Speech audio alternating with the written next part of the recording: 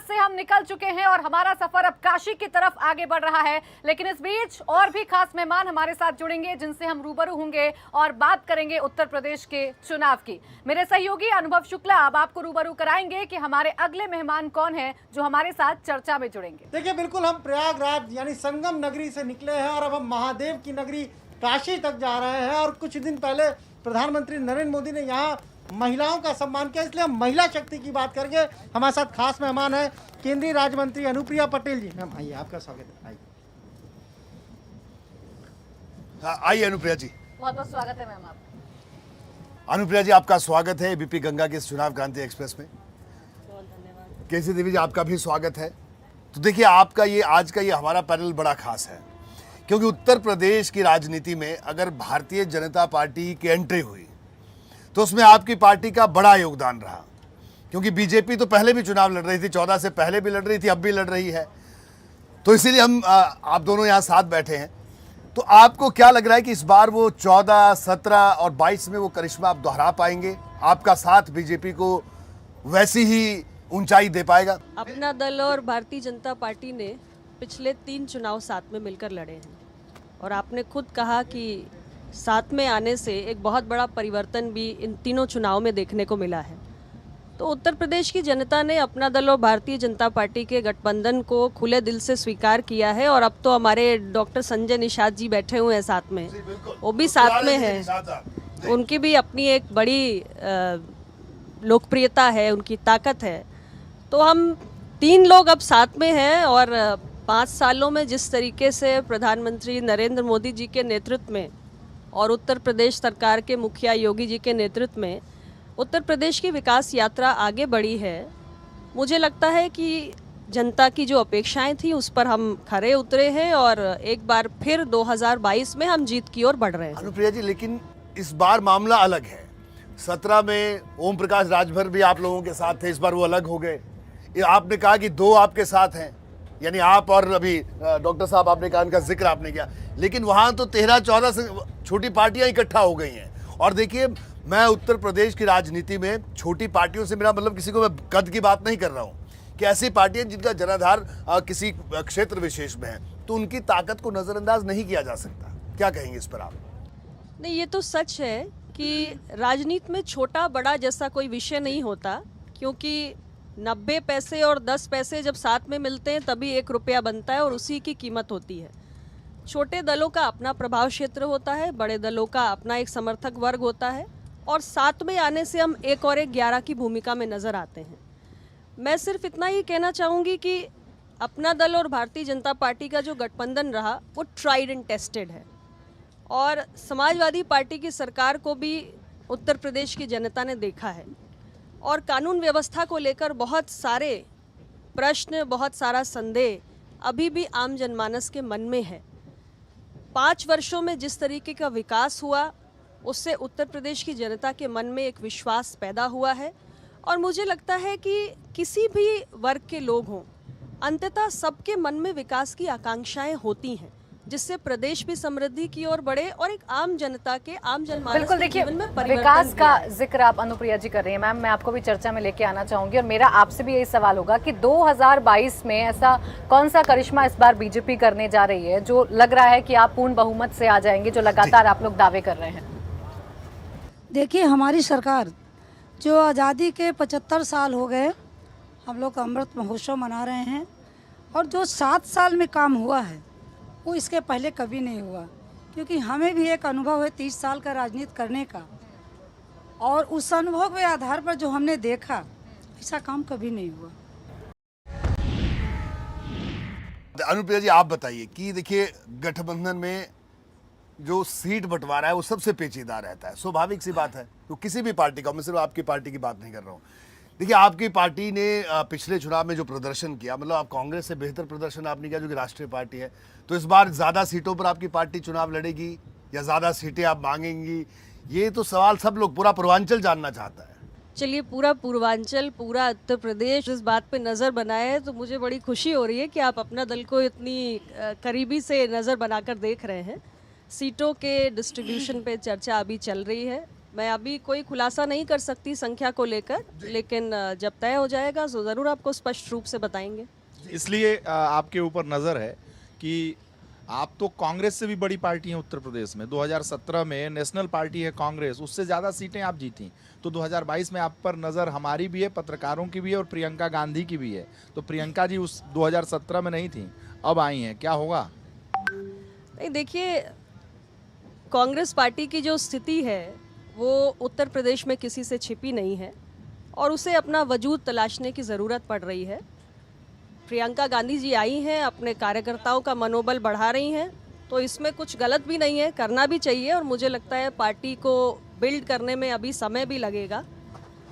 और जहाँ तक मेरी पार्टी की बात है तो एक लंबा इतिहास है पार्टी के संघर्ष का। आम जनमानस के बीच में अपना दल एक लंबे समय से संघर्ष कर रहा है, लोगों का जुड़ाव भी है और इसलिए जो हमारी पार्टी का आकार है, जो स्वरूप है, वो बढ़ भी रहा है। गांधी जो है अब तो दावा करने लगे हैं उनके पार्टी के जितने भी नेता हैं, जो तमाम नेता है, कि अब वो पूर्ण बहुमत से सरकार बना लेंगे। अभी तक मनोबल बढ़ाने की बात थी, अब तो वो सरकार बनाने का दावा कर रहे हैं 2022। देखिए, चुनाव के मैदान में कोई भी पार्टी आती है तो कभी ये नहीं कहती है कि हम हारने के लिए लड़ रहे हैं। अच्छा, उनका नारा लड़की हूँ लड़ सकती हूँ। लड़कियां बहुत समय से लड़ रही हैं। नहीं, लड़कियां खाली लड़ती भी हैं कि पढ़ती भी हैं और जीतती भी है। लड़कियां पढ़ भी रही हैं, लड़ भी रही हैं, जीत भी रही हैं, मुख्यमंत्री, प्रधानमंत्री, राष्ट्रपति सब बन रही हैं, कुछ नया नहीं है। तो अच्छा, नहीं लड़कियों की बात कर रहे हैं। वैसे तो आपका सवाल था, मैं फिर से इसमें कूद गया बीच में। लड़कियों की बात की आपने, लड़कियां लड़ रही हैं, बन रही हैं, जीत रही हैं, पढ़ रही हैं। बहन जी का क्या हो रहा है, बताइए, आप उनको किस तरीके से देखते हैं? देखिए, बहन जी के प्रति पूरा आदर और सम्मान है। हमारे प्रदेश की कई बार वो मुखिया रही हैं, नेतृत्व किया है, उनका अपना एक कोर वोट बैंक भी है। लेकिन इस वक्त का जो चुनावी परिदृश्य है उसमें बहुजन समाज पार्टी की कोई बहुत बड़ी भूमिका मुझे नज़र नहीं आ रही है। और मुझे ये लगता है कि तमाम दल, सबकी अपनी अपनी ताकत होती है, अपना प्रभाव क्षेत्र होता है। बेटियों की लेकिन बात नंबर चल एक पे रही तो है। अपना दल भारतीय जनता पार्टी। बिल्कुल, देखिए, और बेटियों हमारे की बात चल रही है। एक ताजा मुद्दा जो अभी राजद का सामने गठबंधन आया ही रहे। वो आया बेटियों की उम्र बढ़ाकर 21 साल कर दी गई शादी की, जिस पर बहुत विवाद हुआ, राजनीति हुई, ऐसे बयान भी सामने आए जो बहुत शर्मनाक थे। ऐसी राजनीति को आप क्या कहेंगे? ये 18 से 21 होना आप अच्छा मानती हैं, जायज? देखिए, मैं 18 से 21 होना इसका समर्थन करती हूँ, क्योंकि मेरा ये मानना है महिला होने के नाते कि कम से कम एक लड़की को ग्रेजुएट होने का अवसर तो मिलना चाहिए। गांव में हम लोग जाते हैं, 12वीं पास करती है बेटी और माँ बाप उसकी शादी कर देते हैं। कम से कम एक लड़की को अपने स्नातक की पढ़ाई करनी चाहिए, थोड़ा घर से बाहर निकले, दुनिया का एक्सपोजर मिले और जीवन में शादी या कोई भी बेहतर निर्णय लेने के लिए उसमें थोड़ी परिपक्वता हो। तो इसलिए अवधेश, मैं आपको रोकूंगा। पूछिए क्यों रोक रहा हूँ? क्योंकि वहां से भी एक लड़की है, वो कह रही है मैं सवाल पूछ सकती हूँ।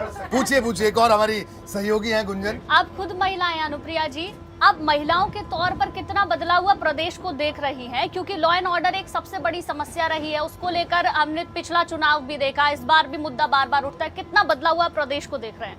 मैं एक बात स्पष्ट कर दूं, महिला होने के नाते, मैं ये किसी राजनीतिक दल की नेता होने के नाते नहीं कह रही हूँ, बट ये बात मैं महिला होने के नाते कह रही हूँ।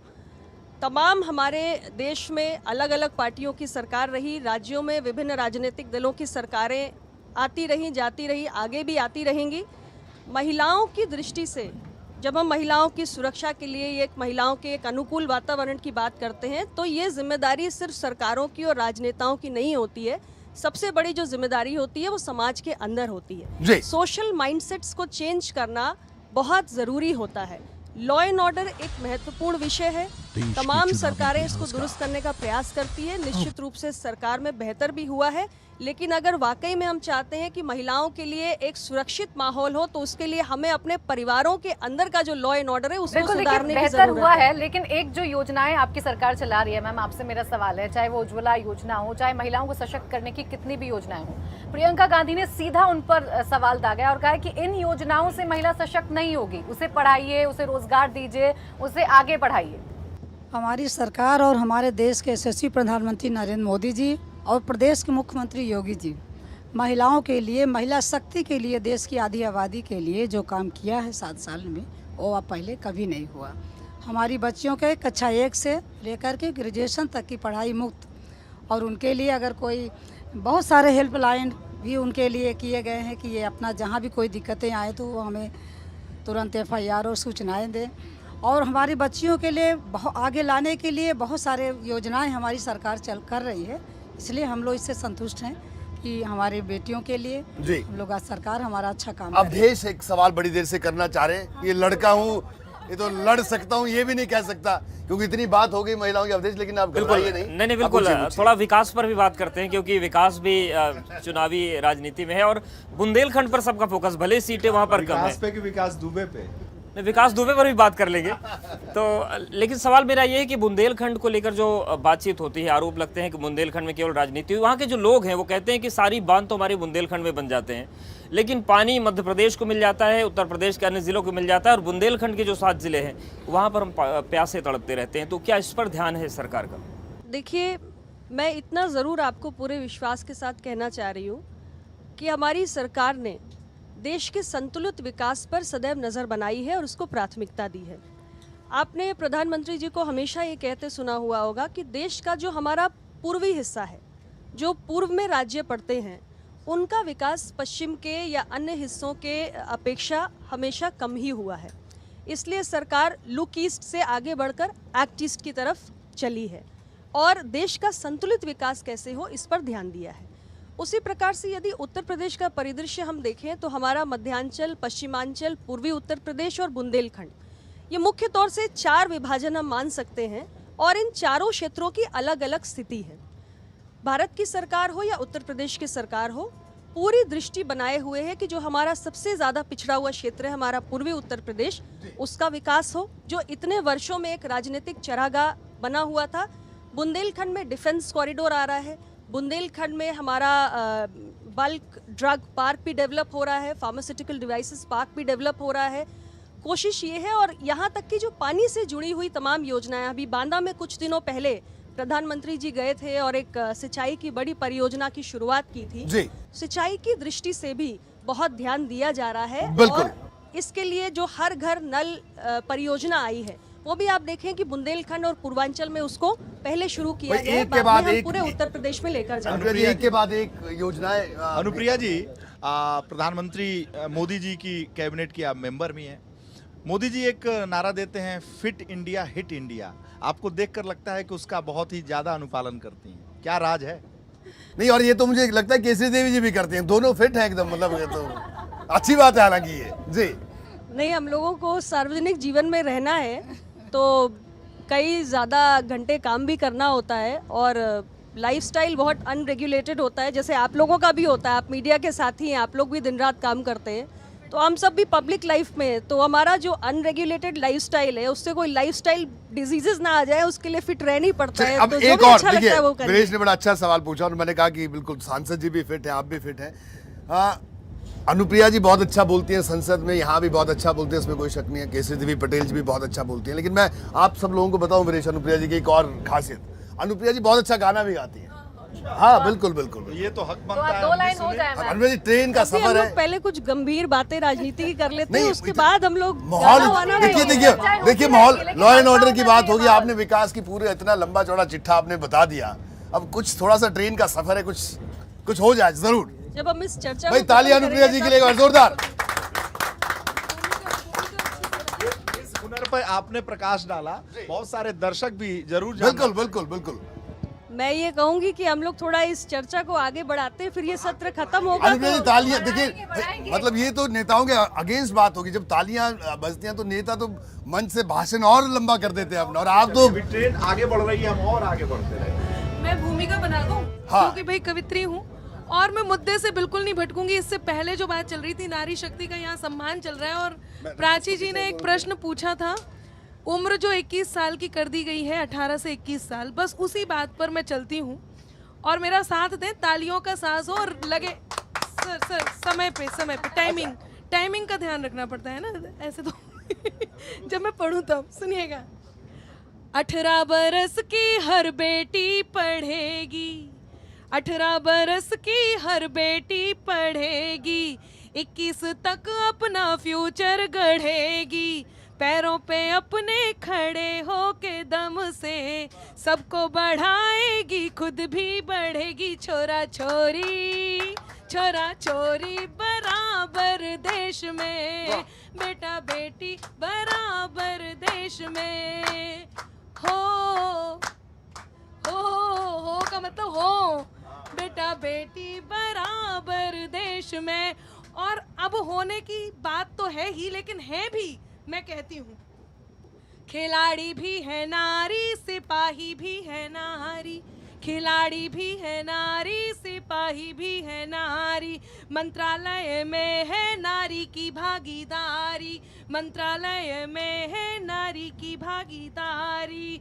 मिस यूनिवर्स पे नाज है, बेटी कल थी बेटा आज है, बेटी कल थी बेटा आज है। लड़ सकती हूँ कह के सबसे लड़ेगी नहीं, लड़ सकती हूँ कह के डर से लड़ेगी। सबको बढ़ाएगी खुद भी बढ़ेगी, छोरा छोरी बेटा बेटी बराबर देश में, बेटा बेटी लेकिन यहाँ पर और भी बेटियां हैं। मैंने सबकी बात की, मैं अपनी भी करूंगी, और यहाँ पर हमारी एंकर्स भी हैं और भी लोग हैं। वहाँ पीछे टैरो कार्ड कर रही हैं। नारियों को गर्व है, हमें गर्व है अपने आप पे। कहती हूँ, टीचर भी है नारी और बैंकर भी है नारी, टीचर भी है नारी और बैंकर भी है नारी। पोएटस भी है नारी और एंकर भी है नारी, पोएटस भी है नारी और एंकर भी है नारी। जमीन के पायदान में पायलट है आसमान में, पायलट है आसमान में। रॉकेट के पर लगा कर उड़ेगी, मंगल से चांद को वो मुड़ेगी। छोरा छोरी बेटा बेटी बराबर देश में।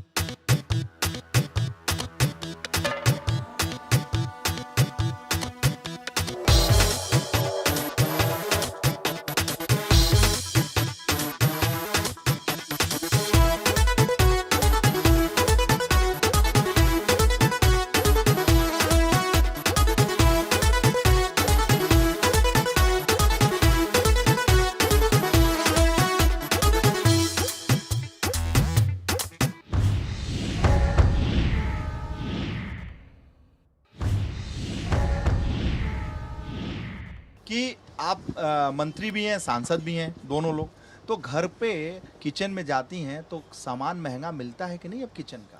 देखिए सवाल बहुत देखिए जबरदस्त है। देखिए, महंगाई निश्चित रूप से एक गंभीर विषय है, लेकिन मैं साथ में ये भी आपको कहना चाहती हूँ कि महंगाई की मार सिर्फ भारत नहीं झेल रहा, पूरी दुनिया इस वक्त परेशान है।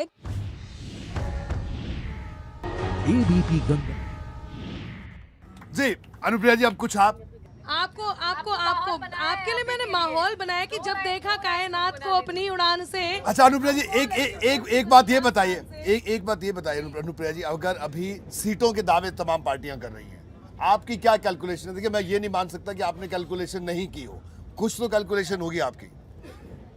सरकार बनाने जा रहे हैं। ये 300 पार वाली स्थिति या कैसी स्थिति में? सरकार तो 203 में भी बनती है। सरकार हम ही बनाएंगे। लेकिन अनुप्रिया जी, अखिलेश यादव जिस तरह की चुनौती आपको दे रहे हैं, आप लोगों को, आपके गठबंधन को, भीड़ उमड़ रही है उनकी जनसभाओं में, लोगों में जोश है, और मैं ये साफ तौर पर कह सकता हूँ बहुत जोश देखने को मिल रहा है उनके तमाम रोड शोज में। क्या उससे डर नहीं लगता आपको? आप अपना दल की रैलियों में आ जाइए, आपको उससे भी ज़्यादा जोश देखने को मिलेगा।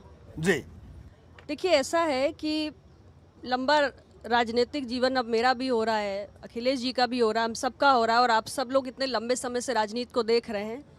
भीड़ वोट का पैमाना कभी नहीं होती है। लोग आते हैं उत्साह से, बहुत बड़ी एक ऑडियंस भी होती है, सुनने के लिए आते हैं, देखने के लिए आते हैं, लेकिन कितना वोट कन्वर्जन होगा ये उसकी गारंटी कभी नहीं होता है। बड़ी बड़ी भीड़ हुई है और जब वोट पड़े तो कुछ और ही नज़ारा देखने को मिला। तो मैं यही कहूँगी कि निश्चित रूप से समाजवादी पार्टी का अपना एक समर्थक वर्ग है, अखिलेश जी की अपनी फॉलोइंग है, मैं उससे इनकार नहीं करती, लेकिन जब उत्तर प्रदेश के अंदर 2022 के लिए वोट पड़ेंगे तब आप देखिएगा कि सरकार एक बार फिर से राजग गठबंधन ही बनाएगा। जी बिल्कुल। बिल्कुल, अब मैं आपसे बिल्कुल आखिरी दौर में हूँ बातचीत के, उसके बाद हालांकि प्राची आपको वहाँ ज़रूर लेके चलेंगे हमारे स्पेशल कॉर्नर में। लेकिन केसरी देवी जी ये बताइए, अनुप्रिया जी जब भी बात करती है, मैं आपको एक बात बताऊँ आपको उनकी खासियत, इनकी राजनीति की, हालांकि बहुत अच्छी सियासत करती है और बड़े युवाओं की वो प्रेरणा के स्रोत भी है और हम सब लोग भी इनकी राजनीति के स्टाइल को पसंद करते हैं। लेकिन ये कांग्रेस, सपा, बसपा इन पर जब भी हमला करती हैं बड़े नाप तोल के, तो मतलब ये कोई भविष्य के लिए कोई जगह छोड़ के गुंजाइश लेके चलती है, क्या कहेंगे आप इसको?